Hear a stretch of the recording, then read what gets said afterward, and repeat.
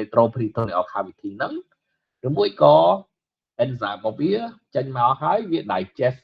fat ឬមួយក៏មាននៅក្នុង retroperitoneal cavity ហ្នឹងឲ្យទៅជា necrosis ក្នុងហ្នឹងហើយការវិវត្តរបស់វានៅពេលដែលវាបង្កើតបានជា wall ដូចនេះមិញក្រោយមួយខែវាមាន granulation tissue forming ហើយមាន define wall ហើយយើងរាប់វាថាជា wall of necrosis គេថា collection ហ្នឹងមាន wall ឯត្រឹមត្រូវហើយnecrosis គឺលួយវានៅពីក្នុង wall ហ្នឹងតោះ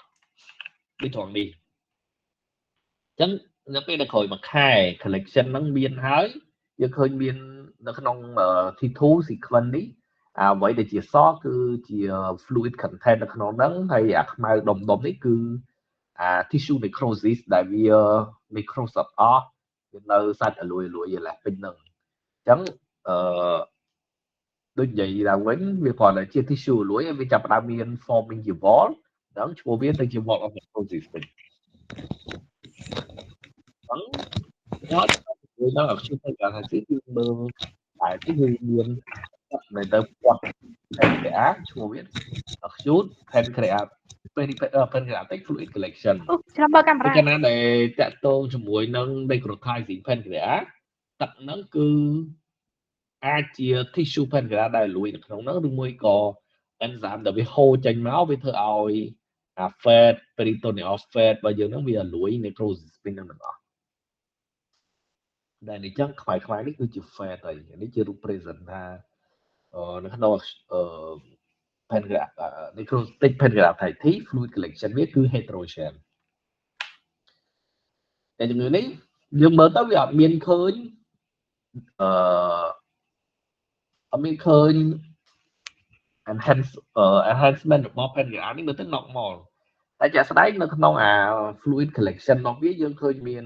ខ្លាញ់ដុំនៅពីក្នុងហ្នឹងអញ្ចឹងយើងនេះជា form របស់ necrotizing pancreatitis ទេអត់ដឹងថាមានបញ្ហាអីគឺអាច enzyme ហ្នឹងហូរចេញមកខាងក្រៅអាចមាន lesion ដែលវា necrosis នៅក្នុង pancreas តែយើងមើលអត់ឃើញអញ្ចឹងឲ្យតែមានឃើញខ្លាញ់នៅក្នុងទឹកនឹងដែរយើងរាប់វាជា necrotizing collection វិញអញ្ចឹងក្នុងនេះគឺជាឲ្យមិនឃើញទឹកអត់ឃើញ enhancement របស់ pancreas ហ្នឹងធម្មតាក៏យើងនៅតែចាត់ទុកថាអ្នកជំងឺជាnecrotizing pancreatitis ដែលដោយសារតែយើងឃើញមានហូរ pancreatic enzyme ចេញមកក្រៅធ្វើឲ្យមាន necrosis នៅ fat peritoneal fat ហ្នឹងចានេះគ្រាន់តែជារូបភាពឧទាហរណ៍ cirrhosis មើលខុសពីwall of necrosis ត្រង់ content របស់ cirrhosis គឺវា pure liquid វាអត់មានឃើញchunk of វាអត់មានឃើញជា necrotic tissue ឯនៅក្នុងនឹងទេហើយសួរថាវាខុសគ្នាមិនចំពោះការព្យាបាលឥឡូវនេះនៅខាងកាឡាម៉ែតពួកបងអ្នកឯកទេស endoscope គាត់អាចដាក់ scope ចូលមកក្នុង pancreas ហើយគាត់បុកទម្លុះគីសដែលនៅជាប់មួយ pancreas wall ហ្នឹងដាក់ទៅយកមកហើយបហូរទឹកហ្នឹងចូលកាពះដោយសារអីអានេះយើងអាចអ្វីដែលនៅក្នុងនេះវាអាចជា pancreatic enzyme ចឹងឯងកាលណាដែលយើងបូចោះវាអត់ស្រួលវាធ្វើឲ្យមាន necrosis ទៅលើ periton អាហ្នឹង complication មួយនៅក្រៅអញ្ចឹងគេបហូរតាមផ្លូវធម្មជាតិរបស់វាចោះកាពះហ្នឹងទៅហើយទឹកហ្នឹងវាហូរចូលកាពះហើយទៅតាមពវៀនទៅតាមអីចឹងទៅហើយ necrotic ការដែលចោះហ្នឹងគឺពិបាកជាងមុនព្រោះអាទឹកនេះគឺខាប់ដោយសារវាជាសាច់ដែលលួយទេវាមិនមែនជាទឹកសុទ្ធទេអញ្ចឹងត្រូវប្រើទយោអីឲ្យធំជាងមុនត្រូវប្រឹងជួយបឺតហើយគេអាចលុបទៅតាមទយោហ្នឹងគេដាក់ផ្លូវវាជាកន្តិយមួយចឹងទៅហើយគាត់យកស្កប់ហ្នឹងចូលមកដល់ក្នុងទឹកហ្នឹងហើយគាត់អាចចាប់ហ្នឹងគឺបោច tissue necrotic ហ្នឹងចេញដើម្បីជួយពន្លឿនhealing របស់tissue ហ្នឹងហើយណាមួយយើងទៅយក tissue ហ្នឹងអស់បានnecrotic ហ្នឹងចាប់ផ្ដើមថយទំហំហើយអ្នកជំងឺគាត់អត់ស្គាល់អី ហើយអានេះវាលឺត្រង់ថាពិបាកធ្វើជាងដោយសារគេត្រូវហុកស្កប់ហ្នឹងចូលឲ្យដល់ក្នុងគិសហ្នឹងហ្មងដើម្បីយកទៅចាប់អា necrotic tissue ហ្នឹងចេញក្រៅចេញទៅហូរទៅតាមកាពះមិនចេញក្រៅទេអូខេអានេះគ្រាន់តែជា example របស់ necrotic tissue នេះបងគាត់ឲ្យមើលលើ scanner យើងមើលអត់ឃើញទេថាវាមានអីគេនៅក្នុងហ្នឹងឬមួយក៏អត់អាចសេរី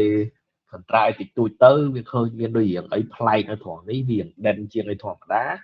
ជាក់ស្ដែងហ្មង wall of necrosis ឃើញច្បាស់នៅលើMRI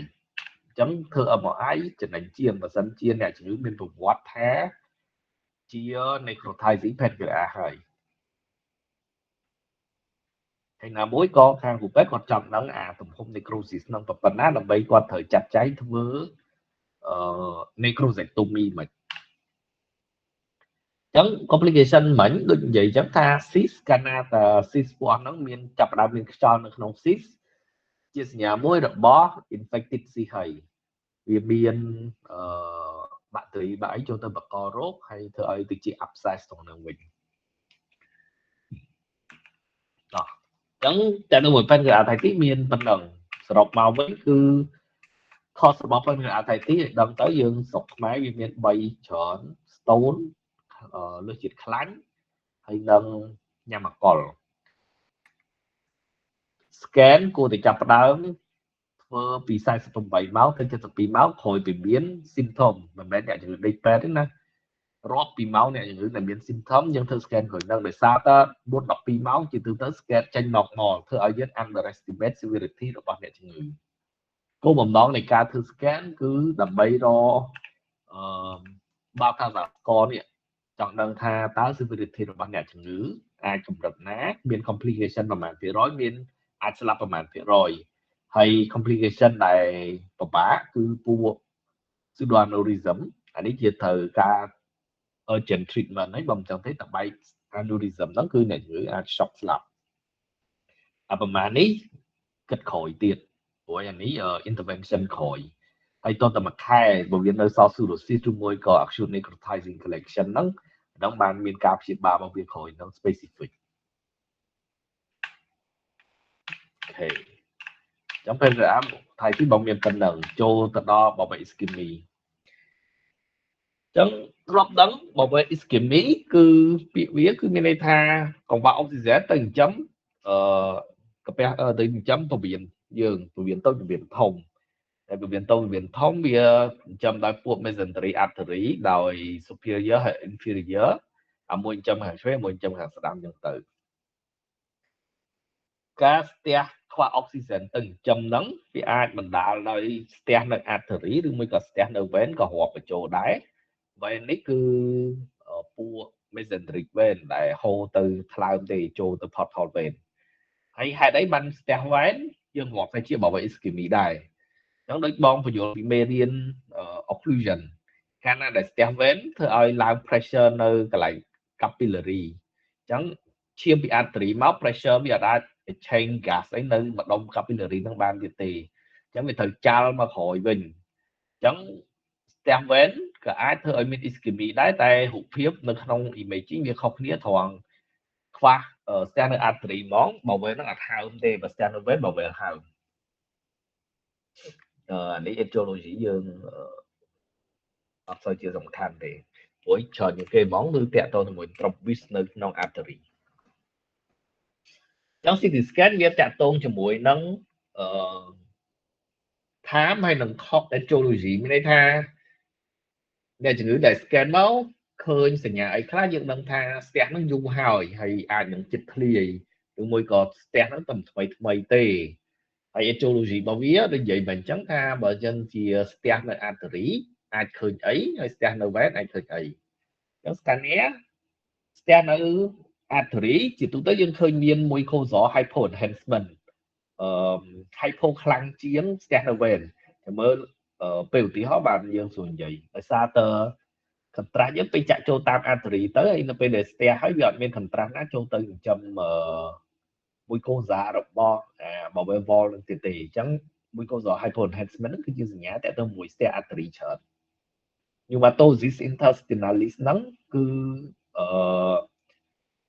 អានេះអត់មានមេកានីណាបញ្យល់ទេគាត់ថានៅពេលដែលមានស្ទះយូរយូរយើងឃើញ bowel wall ហ្នឹងវាមានខ្យល់ក្នុងហ្នឹង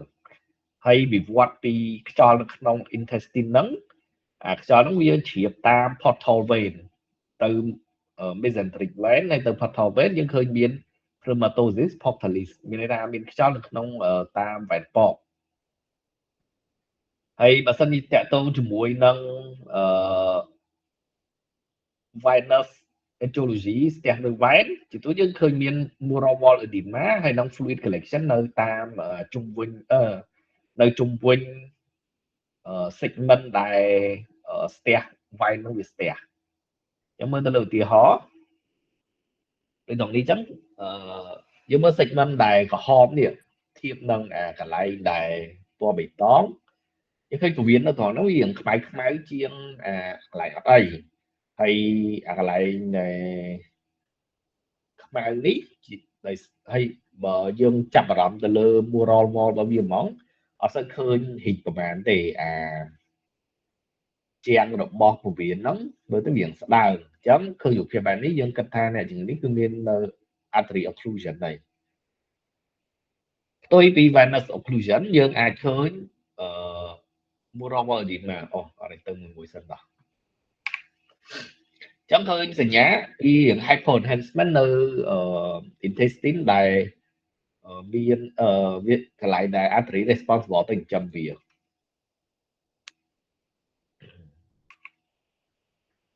ទី2 pneumatosis intestinalis ហ្នឹងគឺយើងឃើញមានខ្យល់ដក់នៅតាម wall របស់ intestine ហ្នឹងឧទាហរណ៍ត្រង់នេះយើងឃើញ wall វា enhance ធម្មតានៅត្រង់នេះហើយនៅពេលដែលមាន pneumatosis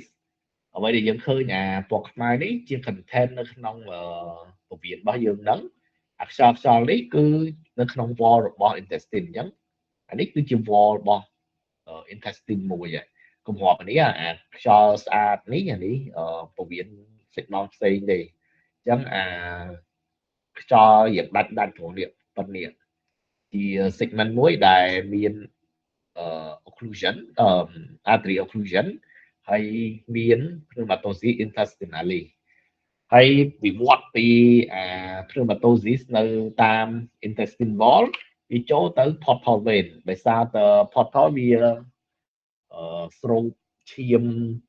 ពីពួក intestine ហ្នឹងចូលឡើងទៅលើវិញអញ្ចឹងខ្យល់ហ្នឹងវាជ្រាបចូលតាម portal vein ដូចត្រង់នេះអញ្ចឹងយើងឃើញមានខ្យល់នៅតាមសរសៃឈាមចូលមកហើយវា accumulate ទៅតាំងណាខ្យល់តិចវាឃើញ portal vein ទៅបន្តិចមានខ្យល់បើថាទុកយូរខ្លាំងហើយអានឹង portal vein វាឡើងអញ្ចឹងជំងឺនេះជាក់ស្ដែងហ្មងមានទាំង perforation របស់នេះទៀតដោយសារវាគឺមានខ្យល់នៅក្រៅហើយចានេះវាវត្តយូរខ្លាំងហើយអ្នកជំងឺនេះធន់ណាស់មើលទៅ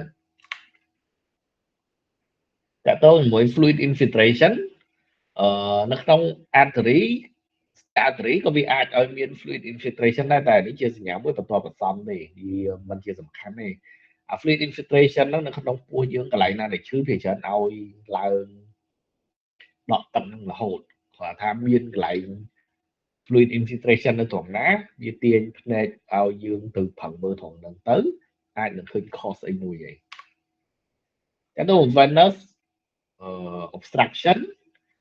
ក៏ណាយើងឃើញមាន mural wall គឺ thickening របស់ intestine wall ដូចបែបនេះអញ្ចឹងវាឡើងក្រាស់ហើយ enhancement របស់ venous obstruction វាយ៉ាង hypopigment តែអត់ដូច artery ទេដែលវាខ្មៅក្រឹបដូចត្រង់នេះអញ្ចឹងខ្មៅក្រឹបបើនៅ venous វានៅមានតែខ្លះគាត់ថាយើងឃើញមាន wall thickening ហើយយ៉ាង hypo បន្តិចហើយមានទឹកជុំវិញ mesentery ហ្នឹងអញ្ចឹងទៅ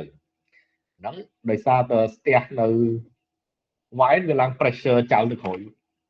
យវិញអញ្ចឹងសញ្ញារបស់ artery ឬមួយក៏វ៉ែនអាចចែកគ្នាទៅលើ CT scan បានហើយរូបភាពហេតុអីបានរូបភាពនៅក្នុងតាក់ទងជាមួយនឹង bowel obstruction ហើយនឹង venous occlusion ស្តៀងគ្នាតែបាត់វា បើនិយាយមកវាអាស្រ័យទៅលើអាមួយណាឲ្យមុនទេសួរថាទៅពេលដែលមានអ្នកយើងដែលមានបែប obstruction ធ្វើឲ្យមានបវេ ischemia ហើយអញ្ចឹងបវេ ischemia នេះវានឹងឲ្យ ileus motility របស់ intestine វាអត់ល្អដូចមុនទេអញ្ចឹងមកដល់កន្លែងនេះវាអត់សូវល្អធ្វើឲ្យវាស្ទះឡើងទៅដូចត្រង់នេះអញ្ចឹងវាចាប់ផ្ដើមស្ទះហើយអ្នកជំងឺនឹងឲ្យរូបភាព clinical ជា occlusion វិញហើយដូចនិយាយចឹងថា occlusion បើសិនជា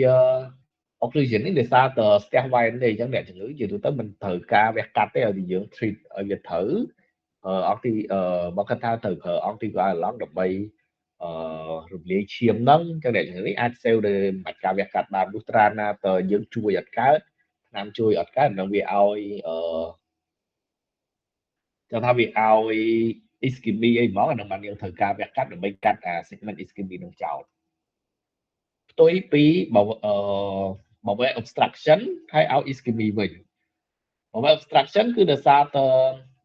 ពវៀននោះវាលមូលអញ្ចឹងវាលមូលកន្លែង racine របស់ mesentery root របស់ mesentery ហ្នឹងធ្វើឲ្យឈាមហ្នឹងសរសៃឈាមវាស្ទះដោយសារលមូលវិញចឹងហើយអានោះវាទាមទារការវះកាត់ដើម្បីវះទៅពវល់វាឲ្យវាមកត្រង់វិញអញ្ចឹងរូបនៅក្នុងវិញ្ញាណ ischemia ក្នុងបវេ obstruction ហ្នឹងអាមួយជា cause អាមួយជា complication ហើយអាពីរហ្នឹងគឺអាចឲ្យគ្នាទៅវិញទៅមកបានអញ្ចឹងអ្នកជំងឺឧទាហរណ៍ថាបើសិនជាមករឿងបវេ ischemia ក្នុង artery occlusion ណាគេដែលធ្លាប់ទៅពេទ្យហើយឃើញថាអ្នកជំងឺហ្នឹងនៅក្នុង clinical context ជាអីបានធ្វើ scan ទៅគេចេញជា bowel obstruction mesenteric ischemia វិញមានអ្នកដែលទៅពេទ្យធ្លាប់ជួបករណីហ្នឹងកើតឡើងនេះហើយគិតថាclinical គាត់ចេញជាអីចេញជា bowel obstruction ដែរឬមួយក៏មិន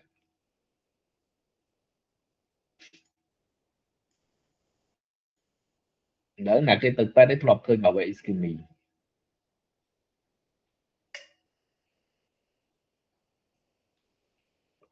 ដាក់ឆាតហ្មងទៅក៏បានបើអត់ហ៊ាននិយាយ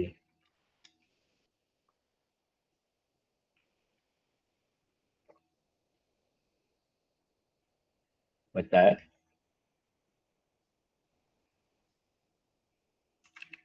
ដល់មកខាត់ពេកតិចទៀតបង review ទាំងនោះ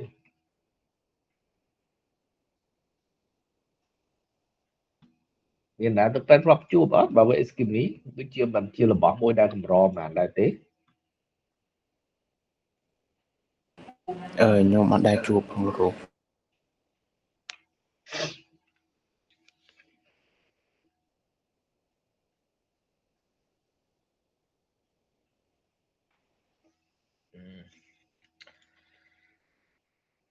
ជាទូទៅក្នុង context អ្នកជំងឺដែលមករឿងបវេ ischemia ដោយសារ artery គេច្រើនមកស្ដែងចេញជា abdominal pain ខ្លាំងមិនមករឿង obstruction ទេចឹងកើតមុនអ្នកជំងឺដែលមាន occlusion ហើយអ្នកជំងឺគាត់ឈឺខ្លាំងចឹងវាកម្រស្ដែងចេញជាបវេ obstruction ណាដោយសារតែនេះវាឈឺខ្លាំងអ្នកជំងឺមកពេទ្យមុននឹងវា ischemia ទៅជារីកចាទៅតដូចលក្ខខណ្ឌនេះអាហ្នឹងអ្នកជំងឺប៉ិនទ្រាំខ្លាំងអីដែលគាត់អត់មកពីចិនយើងអាចជួបនៅស្រុកនេះភាសាអ្នកជំងឺយើងលក្ខខណ្ឌអត់ធ្លាប់មានលុយចឹងគាត់ទុកដល់វិវត្តសឹងតែធ្លាយហើយពោះឡើងទៅជឿអីមិនគាត់មកពេទ្យហើយយើងឃើញថាបើ obstruction គាត់ cause មកពី artery ischemia វិញចឹងជាទូទៅហ្មងបើ ischemia ស្ដែងចេញជាacute abdominal pain នេះ pain ខ្លាំងចឹងរាល់ abdominal pain គឺត្រូវ eliminate មុនគេmesenteric ischemia ដោយសារអានេះបើសិនជា ischemia នៅ branch artery ណាធំវាត្រូវវះធំវាត្រូវកាត់អស់ច្រើនអញ្ចឹងអានេះជាៀមចំខ្លាំងអូខេអញ្ចឹងមានបងអស់តែប៉ុណ្ណឹងក្នុង topic ទី1ជប់បងបើកសំណួរបន្តិច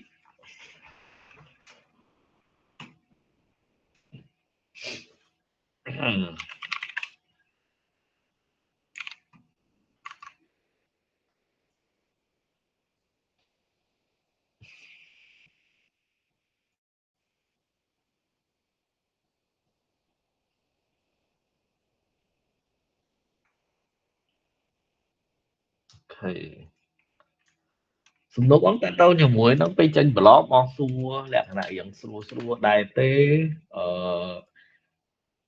ឈប់ឧទាហរណ៍ថានៅក្នុងតើតើជាមួយ imaging modality ភាគច្រើនមកចូលចិត្តយកសំណួរ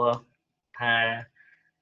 តើយើងយកអីមកធ្វើជារូបភាពនៅក្នុងម៉ាស៊ីន MRI ឬមួយក៏ម៉ាស៊ីន ultrasound ឬមួយក៏អីចឹងទៅ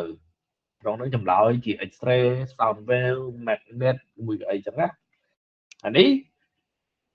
សួរគ្រាន់តែជាចំណេះដឹងទូទៅចង់ថា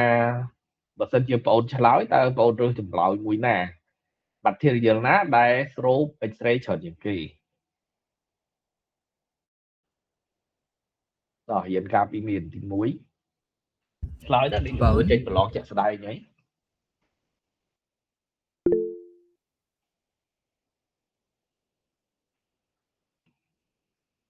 ឆ្លើយមួយមកស្រួលតើ MCQ ហ្នឹងហើយក្នុងវិញ្ញាណបងប្រាប់តាក់ទងជាមួយនឹងឆ្អឹងកាល់សៀមទេតែជាក់ស្ដែងបងធ្លាប់ទៅពេទ្យហើយដែរមើល X-ray នៅក្នុង prostate អត់ពេលបាក់អីមួយគេដាក់ដៃចា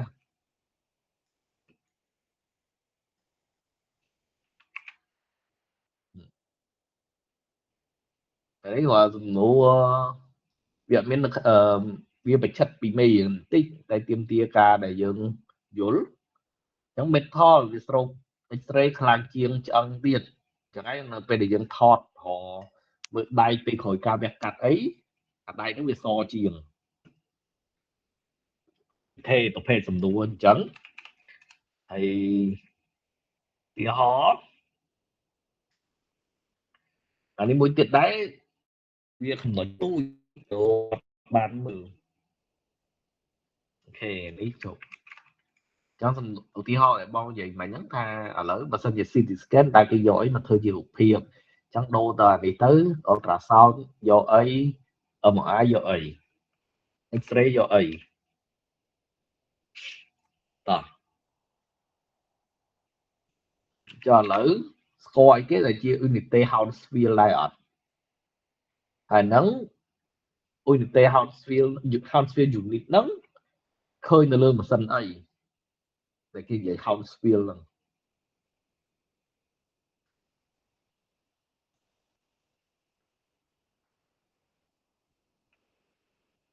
ណានេះមើលមេរៀនឃើញត្រង់ហ្នឹងឆែកអ៊ីនធឺណិតក៏ឃើញដែរ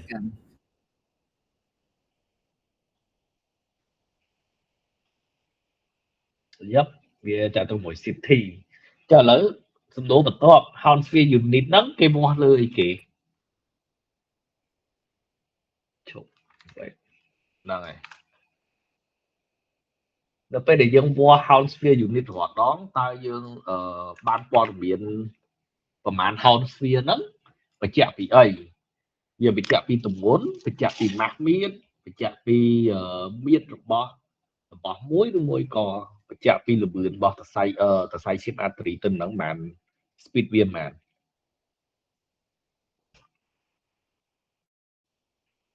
yeah density ចឹងរបៀបដែលបងចាញ់ប៉ុណ្្នឹងឯងតោះនៅក្នុងហ្នឹងមេរៀនបងកន្លែងណាដែលមានលេខត្រូវចាំដោយសារទៅថ្ងៃមុខតួអូនខ្លាយទៅជាអ្នកវគ្គកាត់ក៏ដោយក៏ត្រូវដឹងថា value normal របស់អីមួយប៉ុន្មានដែរអញ្ចឹងហើយបងដាក់នៅក្នុងមេរៀនបងចំពោះលេខណាដែលមានប្រយោជន៍ដែលប្រើការកើតទេឧទាហរណ៍ថានៅក្នុង pancreatitis គាត់ឯងទៅមើលមេរៀន ultrasound មួយចំនួនគេប្រាប់ថានៅ pancreatic head ប្រហែលមីលីម៉ែត្រis ប្រមាណ body ប្រមាណអីចឹងទៅតែចេះស្ដែងហ្មងការពេលមក practice ផ្ទាល់ទំហំអស់ហ្នឹងគឺវាអត់មានប្រយោជន៍ទេបាទបងអត់មាន mention ថានៅក្នុង pancreatitis នៅពេលដែល pancreas ហ្នឹងទំហំប៉ុន្មានដែលនឹងរាប់វាជា diameter អញ្ចឹងលេខដែលបងដាក់ហ្នឹងគឺជាលេខដែលគេចែងថាមានប្រយោជន៍ដូចថ្ងៃមុនអញ្ចឹងសួរថាហេតុអីបាទ appendix នៅលើ CT scan នៅលើ ultrasound ប្រហែលមីលីម៉ែត្រដោយសារតែពេលអនឡាញការលទ្ធផលអនឡាញនឹងដឹងថាគេនិយាយហ្នឹងជា normal ឬមួយក៏អត់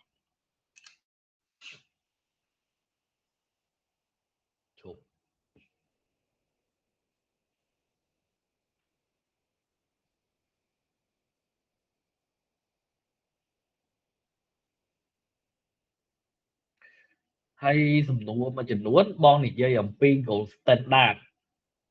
standard mới có base modality nó không pathology muối vì vậy vậy chúng ta trong phần cả thầy thi base modality cứ cái thơ CT scan cái thơ âm rai mới có ultrasound đi máu cho lắm tha nó trong phần cả thầy thi mình vậy bị ultrasound đấy vậy bị âm rai đấy hay dân đang thờ âm rai vì lọ chiên ấy dân slide âm rai á âm rai lọ chiếc ban là mơ tha phần cả thầy thi nó tranh bị rõ mới tham viên cô step nơi kháng khổ nó mới có thì chẳng chả sau đây ngón CT scan bạn cái mơ thời đại đồ diễn robot phần cả thầy thi hay ở mơ xin được thi robot việc chụp miền ấy tiền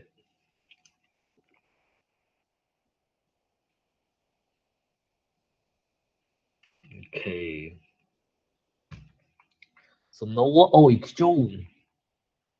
cái áo đong tranh buôn sum nấu ở trong nó bay sum nấu chia sum nấu robot phần cả thầy thi chẳng ai mơ ôi chẳng tha mười si dùm rỡ hay mùi tiết bón ấp trong ôi mơ thoảng lý dùm ất tì bọn thử ca con tha bọn ấy chăm tha anh á tô tập dương homo chừng nhia fluid thì ấy ấp ba tì đại chăm ta complication ấp buôn khẳng lơ nó ba này hay ai mẹp túc mơ rồi nãy ta ngày khỏi tha tên ra thay thì mùi ná ao complication ấy ba này cho nên bên thời ca trăm ba trăm mà content không nắng lùng ất bị thì nít bạn mới ngay khỏi bàn chạy trong internet cái này nó không biên này nó nổ bờ lóng bạch ta xe bon bằng ọt thì bà xin chia tranh trong mình nè chẳng tình đã bây giờ nữa cứ bon tranh được nóng pen cái đã thầy thi hay bon xua xù xù lề súng núa môi tiết ở lớn khỏi bị ban mơ mê hiệnประมาณนั้นเคยระเบียบแบบบอมvà hai anh chị mê riến tha vậy tới dùng nói nó cứ bao trong số tha tới np để dân thưa imaging điện nó không chút abdomen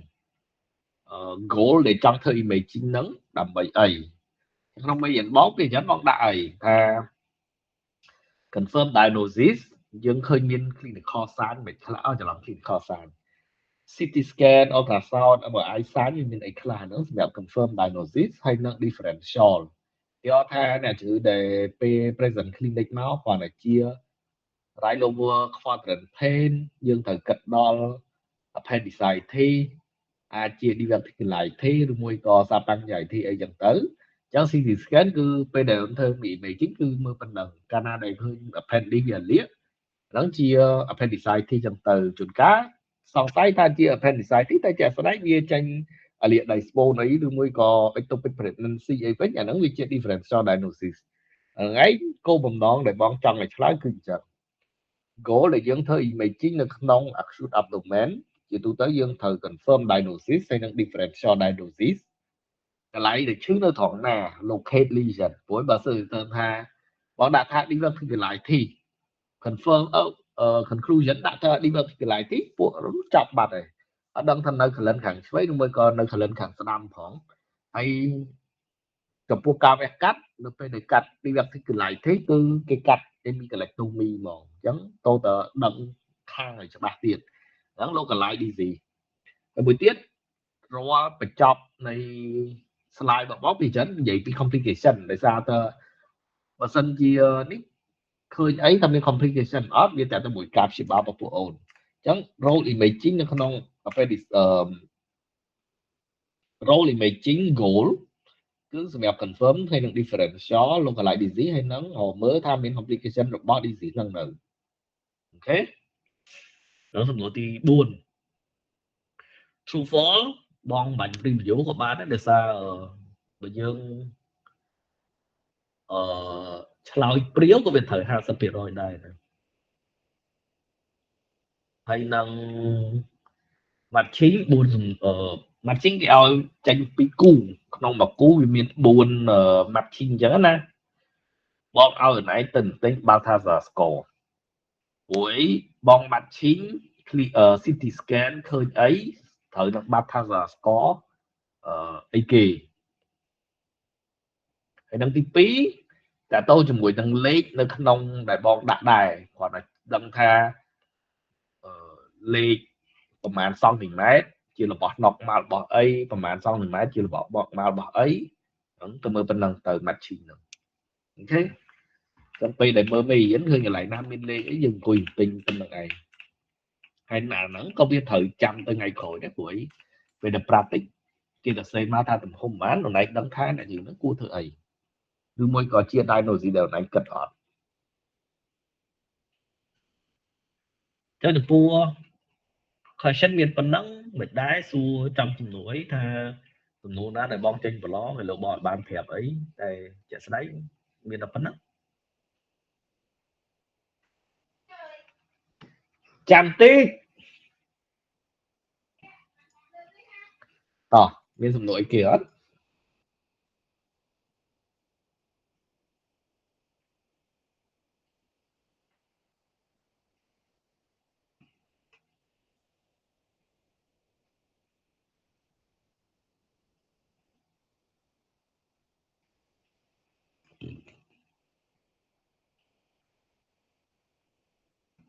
មិនដែរមានណាគេមានសំណួរអី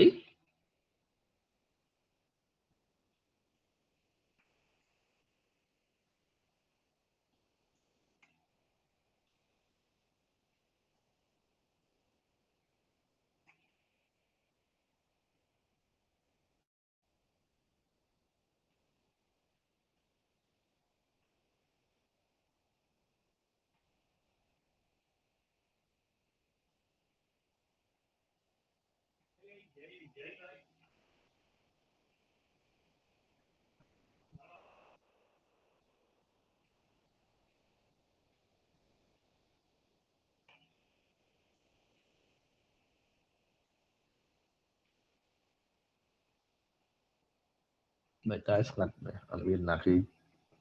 ឆ្ងល់ថាទៅចេញពីអីទៀតទេណាត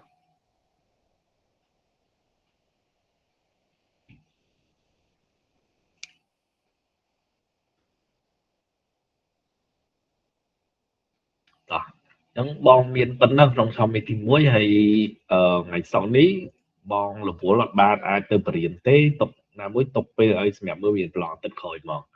អញ្ចឹងចប់តែប៉ុណ្្នឹងណាអូខេបាយ